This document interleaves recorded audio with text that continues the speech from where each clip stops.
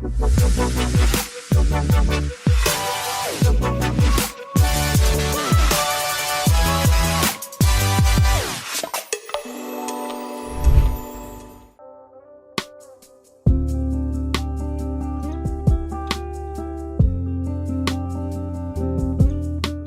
Sobis, jumpa lagi dalam podcast Indibis with Del Rio Daratan. Ciptakan peluang, wujudkan harapan. Bersama saya Risa yang akan menemani kamu semua dalam 30 menit ke depan dengan sajian informasi dan inspirasi dari narasumber terpilih yang akan menemani kita hari ini. Oke, hari ini senang rasanya kita dapat hadir kembali di podcast Indibis yang sudah memasuki episode keempat. Dan saat ini juga di depan saya sudah ada tamu yang datang jauh-jauh dari Medan. Dan beliau ini orang yang spesial menurut saya.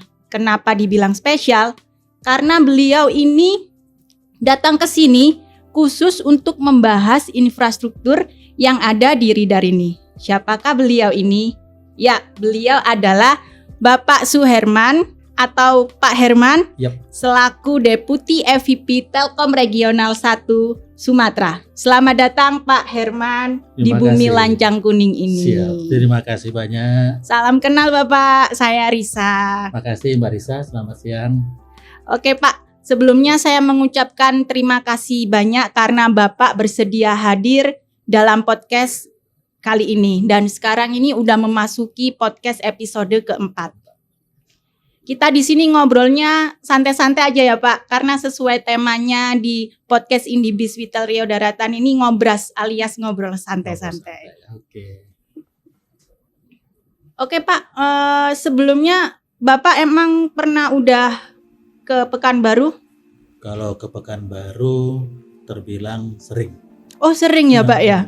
Jadi saya itu sebetulnya pertama tugas di Sumatera ini sebagai deputi ini yang tugas kedua. Itu pertama ya. Dulu kan termasuk wilayah ini juga sering saya di sini. Yang kedua, kebetulan di Pekanbaru ini juga masih ada family gitu ya. Masih ada family. Nah, terakhir secara dinas saya ke sini sebelum FMC Legal Dewan gitu ya, bersama dengan teman-teman Komsel sekitar bulan Juni kalau nggak salah ya, bulan Juni. Iya. Terakhir Juni. Dan singkat sekali, hanya beberapa jam langsung balik lagi ke Jakarta. Jadi memang udah sering ke Pekanbaru juga ya Pak ya? Sering juga liburan ke sini kan karena ada keluarga juga ya Pak ya? Kalau liburan, enggak pernah liburan saya. Berkunjung silaturahmi. Oh berkunjung. Oke Pak, tadi pagi tuh sempet saya dapat request langsung tuh Pak. Untuk bahas terkait kopi nih Pak. Kopi? Iya, karena ternyata Pak Suherman ini hobinya ngopi loh teman-teman. Dan mungkin kira-kira sejak kapan sih Pak Bapak itu punya hobi ngopi gitu Pak? Iya, kalau bilang hobi sebetulnya lebih tepatnya penikmat gitu ya. Tapi kalau mengenal kopi sebetulnya sejak lahir udah mengenal kopi. Karena saya kan asli Pangkalan Berandan, Sumatera Utara ya. Di pantai timur ya, kalau Pangkalan Berandan itu masuk kawasan daerah Melayu itu kalau kita runut ke daerahnya. Nah, salah satu kebiasaan orang Melayu kan ngopi ya, kopi tiam, misalnya kopi susu. Jadi saya tuh ya hidup di lingkungan yang sudah orang-orang sekitar saya, termasuk orang tua saya itu ngopi biasanya. Jadi minuman rutin sehari-hari. Oh gitu. Sehingga sudah tidak asing tentunya kan. Kapan hobi ngopi gitu? Hobi ya, tadi saya katakan bukan, lebih tepatnya penikmat gitu ya. Karena sudah terbiasa ngopi dan sebagainya, tentu kan muncul rasa penasaran gitu. Ingin tahu kopi itu seperti apa, di industrinya itu seperti apa, lantas di secara global itu seperti apa kopi dan sebagainya. Dari belajar itu keinginan tahu, diawali dengan keinginan tahu, belajar dari pengetahuan dan sebagainya, sampailah saya memang pada tahap mencintai kopi sampai sedetil-detilnya. Berarti Bapak bisa bikin kopi juga? Tentu. Ada mesinnya juga berarti Pak di rumah ya. Pada dasarnya begini, kopi itu tidak selalu identik, membuat kopi tidak selalu identik dengan punya mesin. Oke. Kalau mesin sebetulnya kalau pada saat adakah pakai mesin misalnya, itu jawaban yang lebih identik atau lebih relevan. Jawabannya kalau membuat kopi yang berbasis espresso base, yes, mutlak punya mesin. Mesin ada dua, bisa mesin completely mesin gitu ya, secara elektrik juga digerakkan. Ada juga yang manual.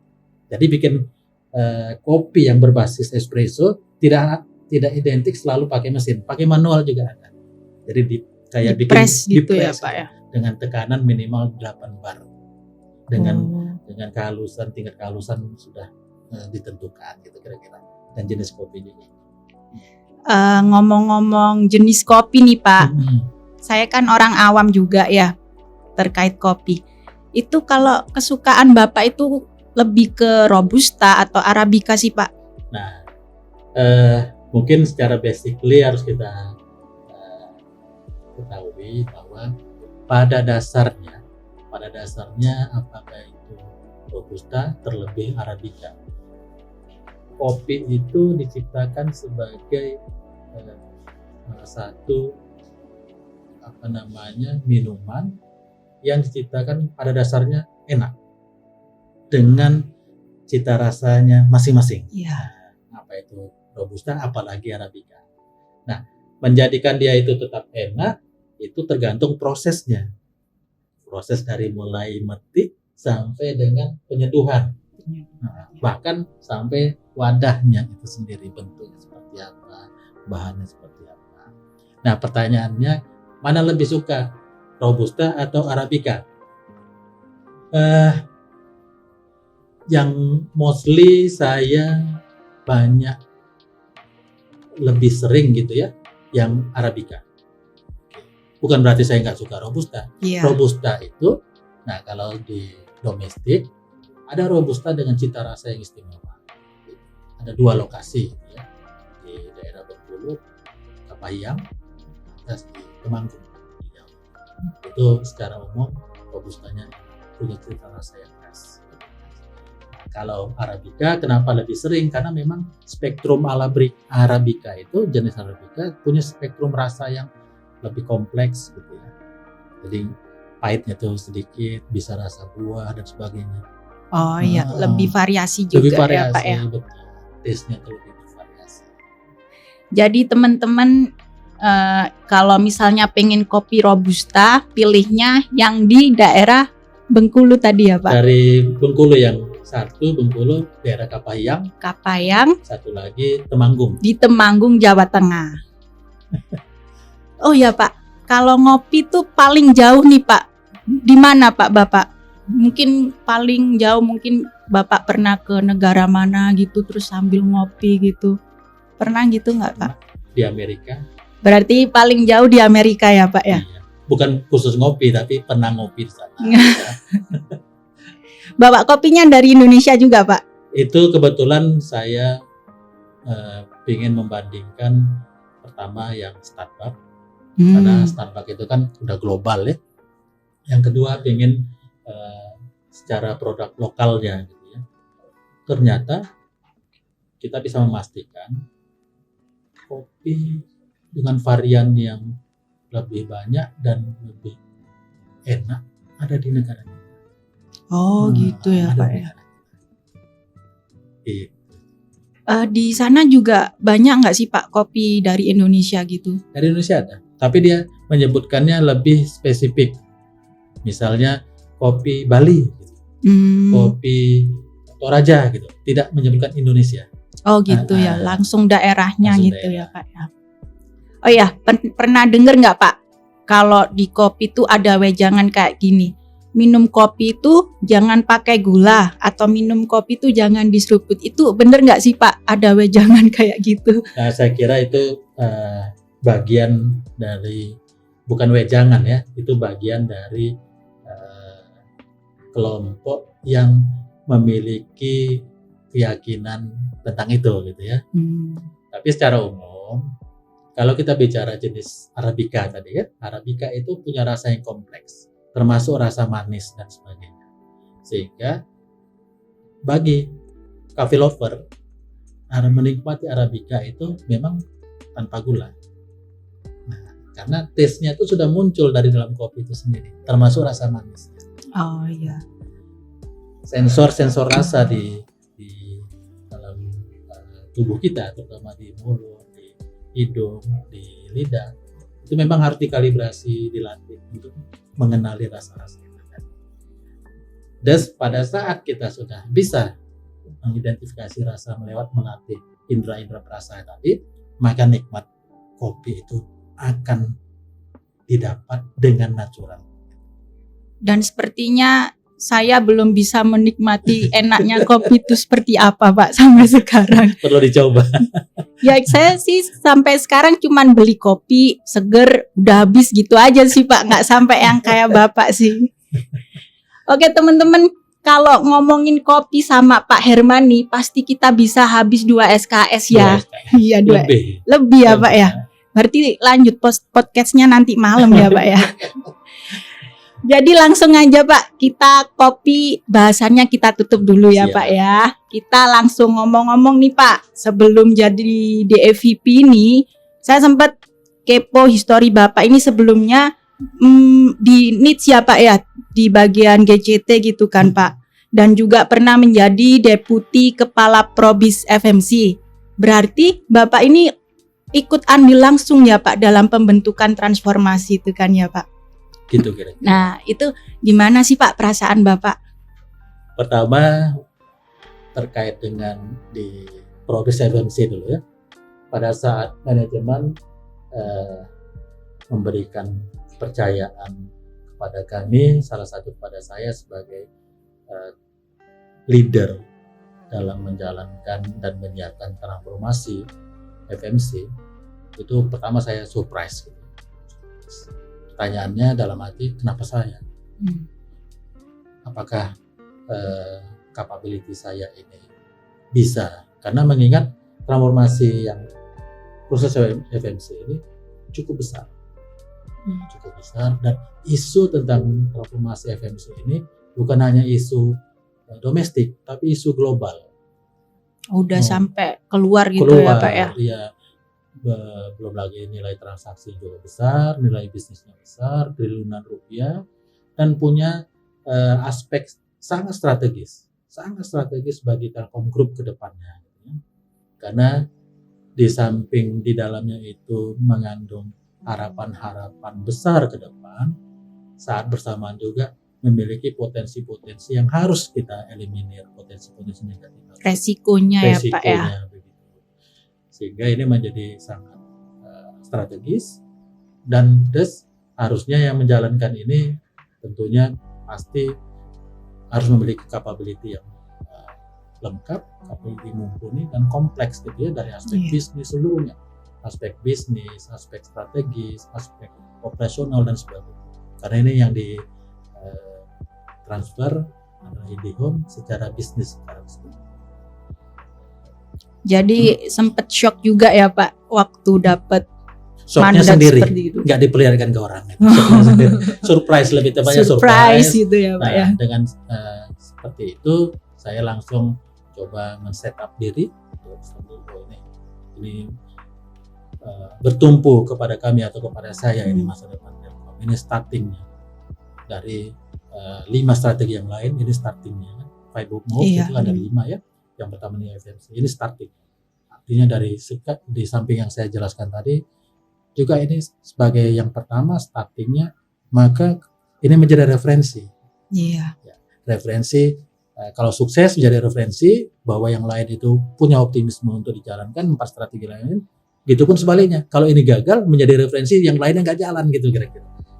Berarti Bapak nih jadi pioner ya rekan-rekan. Bukan pioner. Apa sih? Nanti jadi role gitulah ya Pak ya. Ya kebetulan aja posisi tahapan transformasi kita menempatkan FMC yang sebagai strategi yang pertama. Kebetulan aja di situ ya. Oke Pak, ngomong-ngomong keseharian Bapak nih, ada nggak sih Pak tips dan trik untuk membuat hidup kita itu balance gitu Pak, antara mungkin kerjaan, keluarga, ibadah, kesehatan, ataupun kegemaran gitu. Ada nggak sih Pak tips dan trik yang bisa di-sharing gitu? Ya. Secara umum sebetulnya kita itu manusia ya, diciptakan secara natural itu punya di set up, punya ritme kehidupan kesehariannya itu sudah ditentukan sebetulnya. Nah, kita menurut saya tidak perlu sibuk-sibuk. Saya harus begini. Ikuti aturan. Salah satu aturan dan referensinya adalah kehidupan ajaran agama. Ya. Kapan harus bekerja, kapan harus beristirahat, kapan kita harus katakanlah beribadah, gitu ya. Nah, itu menggambarkan tentang tuntunan kita beraktivitas hari-hari dan sebagainya. Kapan kita harus berolahraga, kapan kita bekerja pada semua. Nah, dimaknai dari situlah maka sebetulnya bergulir saja if kita yang sedang tahapan mencari apa yang harus dilakukan keseharian, bergulir saja ngikutin tuntunan itu, insya Allah akan ketemu nanti. Mengalir gitu ya Pak. Mengalir. Nah, akan lebih baik kita formulasikan menurut kita, oh ya saya dari jam sekian sampai jam sekian ngapain dan seterusnya. Misalnya dalam kehidupan keluarga juga begitu. Interaksi kalau sekarang kan sering kita dengar quality time ya. Yes. Quality time. Itu artinya apa? Pada saat kita berada pada situasi, pada jadwal kita ketemu keluarga atau mengerjakan pekerjaan, konsentrasilah, fokuslah. Quality time itu maknanya adalah kita berfokus pada saat kita melakukan sesuatu, berkualitas, fokus. Artinya begini, pada saat kita ketemu keluarga ya fokus kita pada keluarga kita, bercengkrama, berdiskusi, komunikasi. Jangan sampai pula pada saat dengan keluarga HP-an, masih sambil dan sebagainya. Jadi dasar-dasar prinsip seperti itu kalau kita terjemahkan dan kita formulasikan secara spesifik ke diri kita, itu akan lebih mantap. Berarti intinya tiap kita harus membagi waktu kita secara adil, lalu di setiap yang waktu itu tadi kita harus fokus juga. Jangan dua ini ya Pak, dua kerjaan langsung dijabani gitulah. Jadi nanti biar nggak keteteran juga ya Pak ya. Oh iya Pak, kalau nggak salah nih Bapak itu mulai menjabat sebagai Deputi FVP Tirek 1 itu per akhir bulan Agustus 2023 ya Pak ya? Tepatnya 1 September ya. Oh iya. Nah itu selama sebulan nih Pak, apa sih kesan Bapak terhadap infrastruktur di Sumatera ini Pak? Gimana pandangan Bapak terhadap potret infrastruktur di sini tuh Pak? Ya, infrastruktur kita yakini pertama sebagai basic dan fundamental bisnis Telkom Group. Keberadaannya sekarang adalah kondisi yang terbaik yang disiapkan oleh perusahaan untuk menopang hampir seluruh bisnis Telkom. Pertanyaannya, apakah ini mencukupi? Memang sih, ada potensi-potensi kita kenali untuk bisa diimprove lagi. Sesuai dengan kebutuhan tadi kan, yang men-trigger tadi adalah kebutuhan dari bisnis kita. Contoh untuk data, traffic data dan sebagainya, internet dan sebagainya.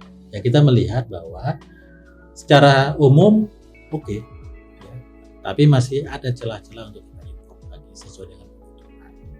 Berarti untuk infrastruktur di sini tuh kita harus tetap improve gitu ya Pak ya. Karena semua itu pasti akan berubah kan Pak, nggak statis gitu kan. Betul. Apalagi adanya transformasi yang besar-besaran kayak gini, pasti kebutuhan dari customer itu juga selalu meningkat ya Pak, betul. Ya. Oke Pak, bicara lagi nih Pak terkait transformasi lagi nih, dan kayaknya kalau transformasi ini selalu menjadi bahasan empuk ya Pak setiap sharing session nih Pak ya. Apalagi Telkom ini kan udah melakukan transformasi 5 bold move, dan yang pertama itu per 1 Juli legal dewan terkait FMC. Lalu nextnya ini kan giliran Infraco tuh Pak. Iya. Yang digadang-gadang akan menggabungkan kekuatan infrastruktur di Telkom Group nih Pak. Menurut Bapak nih sebagai seorang infra, bagaimana sih Bapak menghadapi hal tersebut, atau Bapak bisa nggak kasih saran-saran buat kita semua biar gimana sih cara ngadepin Infraco itu nanti gimana? Jadi dalam strategi 5 bold moves gitu ya, 2 strategi yang kita singgung tadi, FMC dan Infraco, ini saling terkait. Ya, jadi Infraco itu adalah konsekuensi lanjutan setelah FMC. Oke. Nah, memang kalau lebih high levelnya kita meyakini bahwa infrastruktur, aset-aset infrastruktur atau yang lebih sering kita kenal dengan alat produksi kita itu harus didaya gunakan menjadi mesin-mesin produksi dan sekaligus mesin bisnis kita. Nah, ini juga menjadi konsen. Bagaimana cara memanfaatkan, mengoptimalkan itu? Tentunya pertama harus dipergunakan gitu ya. Artinya begitu sudah dibangun, harus digunakan istilahnya diakupate semaksimal mungkin. Persoalan berikutnya, siapa yang mengakupitnya, siapa yang menggunakannya, ya. Nah, jadi fakta sampai sekarang ini memang seluruh infrastruktur kita di samping menjadi penopang fundamental bisnis Telkom Group, dari sisi pemanfaatannya kelihatannya kita harus mengakselerasinya supaya cepat terakupit. Kalau produksi kita itu masih banyak yang idle gitu ya, idle capacity, dan ini sayang dong karena udah diinvestasi. Yang tadi siapa yang akan menggunakannya? Yang pertama oleh Telkom Group gitu ya. Yang kedua bisa oleh pemain yang lain. Artinya bisa kita jual, bukan kita jual infrastruktur, tapi kita jual servis kita menggunakan infrastruktur kita kepada operator lain. Contoh, bisa saja kita menawarkan link tertentu kepada operator lain. Bahkan bisa kita tawarkan juga sharing infrastruktur kita kepada operator lain sampai ke ODP. ODP itu bisa juga kita sharing. Misalnya ada kapasitas 8. Telkom bisa punya pelanggan 4, kita gunakan 4, sisanya digunakan untuk operator lain. Sampai seperti itu. Udah sampai ke dalam-dalamnya lah ya Pak ya. Detailnya gitu. Nah, itu yang kita sebut dengan, kalau bahasa high levelnya, bahasa strateginya, unlock ya. Unlock, membuka peluang, membuka pintu, unlock aset infrastruktur kita. Apa yang dibuka yaitu kapitalisasi atau monetizingnya tadi. Cara, kalau selama ini sulit kita mengokupasinya, berarti terbatas juga pendapatan revenue kita dari aset yang sudah tanam. Dengan unlocknya ini tadi bisa terakupansi, bisa dimonetizing lewat tadi sharing dengan operator yang lain misalnya. Tapi kalau kayak gitu apa nggak beresiko Pak? Risiko apanya nih? Kan jadinya banyak pesaing juga gitu kan. Ya, itu tidak apa-apa gitu Pak. Sharing resources. Ya, sharing resources itu ke depan sebuah keniscayaan bagi siapapun dalam konteks bisnis apapun. Tidak ada bisnis yang berkembang, tumbuh dan berkelanjutan itu jika hanya stand alone, berdiri sendiri. Ke depan apalagi ya makin potensi itu makin besar terjadi. Nah, apalagi di industri telco dan digital yang kita ketahui sangat padat modal. Padat modal, padat teknologi. Nah, rasa-rasanya kita bisa melihat lah. Di katanya domestik ini, Telkom sebagai pemain terbesar di bisnis telco dan digital itu sendiri sangat ketat terkait misalnya menginvestasikan dan sebagainya, apalagi dengan pemain-pemain yang lain. Nah, artinya mereka pasti punya pilihan. Oh ya, saya nggak usah bangun deh, pakai punya Telkom aja. Iya. tinggal bayar-bayaran kan gitu ya, hitung Oh, iya, sewanya iya. dan sebagainya, gitu kira-kira. Oh ya, kegambar lah Pak saya Pak. Oh iya Pak, ini ada kuis Pak. Hmm. Bapak bisa ambil ini 3, nanti dijawab cepet aja Pak. Oh ini pertanyaan atau Iya, tulis ya? iya. Untuk saya atau untuk Untuk Bapak, Untuk saya. iya. Ini arisan Pak. Aris? Bismillah. 3 langsung atau satu-satu? Satu-satu Satu-satu. dulu aja Pak. Langsung dibuka ya? Iya.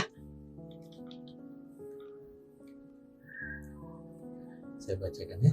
Ya, Iya, dibacakan. iya. Ini ada pertanyaan. Sudah puaskah Anda dengan pencapaian saat ini?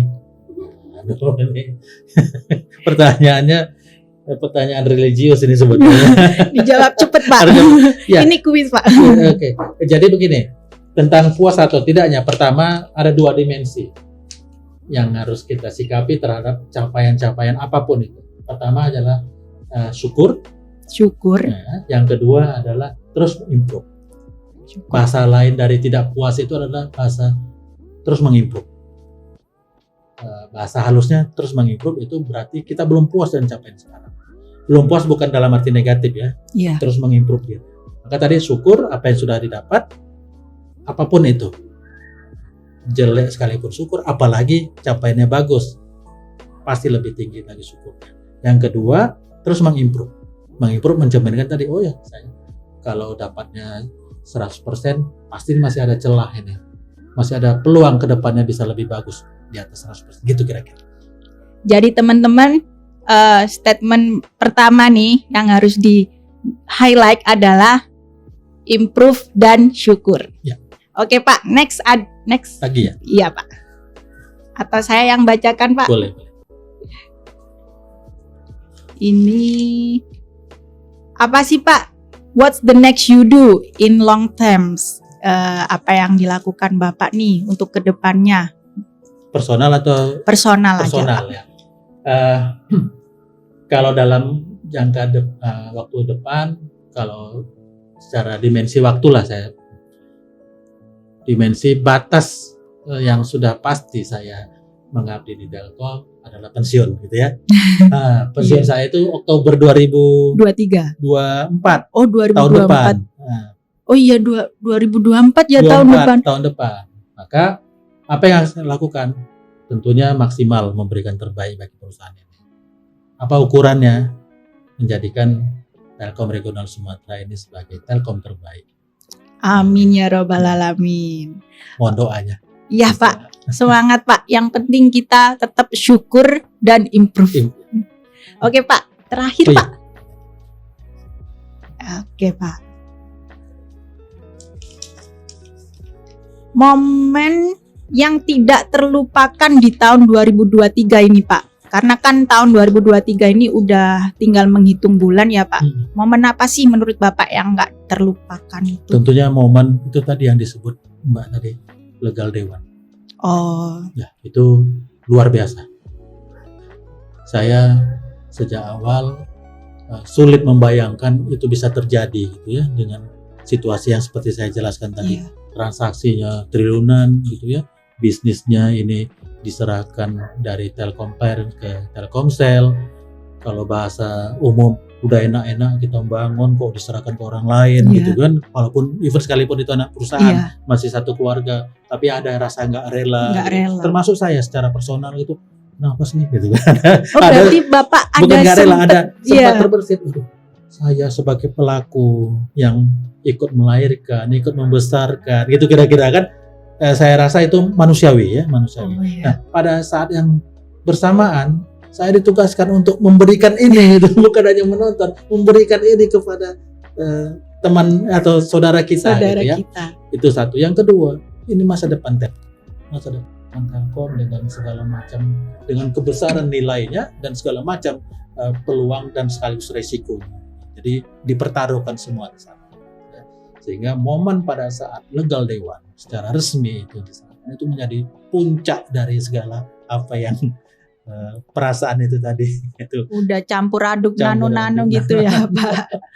Dan pastinya akan terngiang-ngiang terus lah. Oh, nanti waktu pensiun pasti mikir, aku dulu kayak gini. Aku gitu. dulu kayak gini. Bahkan nanti kalau dengan cucu bisa cerita, kakek dulu begini lah. Kira-kira gitu. Atau cucu juga, atau anak-anak bisa punya semacam pride gitu ya. Iya. Kakek atau ayahku dulu begini loh. Gitu kira-kira ya. Itu kan sesuatu yang nggak ternilai. Iya. Wah, kayaknya nggak kerasa juga ya Pak ya, waktu sudah berjalan cepat. Dan ini untuk terakhir lah, closing. Untuk yang terakhir mungkin ada closing statement nih dari Bapak agar teman-teman di sini tuh termotivasi untuk selalu menjadi yang terbaik. Ya. Bisa Pak? Ya, baik. Makasih khusus teman-teman di Reader. Terima kasih atas kontribusi yang selama diberikan. Yang kedua, tetap optimis. Kenapa? Karena pada dasarnya kita pertama sebagai manusia diciptakan lengkap dengan segala macam kekuatan termasuk daya pikir, daya adaptasi dan sebagainya. Yang ketiga, tetap semangat. Spirit harus tetap dijaga, ditingkatkan karena semangatmu akan menemukan jalannya sendiri untuk sukses dan untuk maju. Yang keempat, pertahankan dan tingkatkan terus capability diri. Personal capability, lantas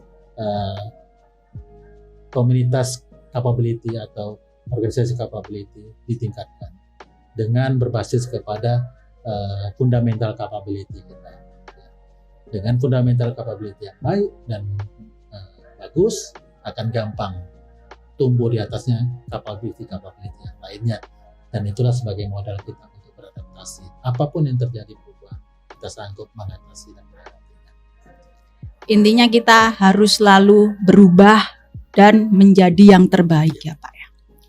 Baik, cukup sudah podcast IndiBiz episode 4 kali ini. Sungguh banyak lesson learn yang didapat dari Pak Herman. Bahkan kayaknya semua itu isinya daging Pak. Daging ya? Iya, sampai saya lapar juga Pak. Dan terima kasih banyak Pak Suherman. Senang sekali bisa ngobras dengan Bapak. Mungkin lain kali kita bisa ngobras lagi ya Pak ya. Siap, di lain waktu ya Pak ya. Terima kasih juga buat teman-teman yang nonton di channel YouTube ini. Jangan lupa like, comment, and subscribe. Sampai jumpa di episode berikutnya. Bye-bye. Terima kasih.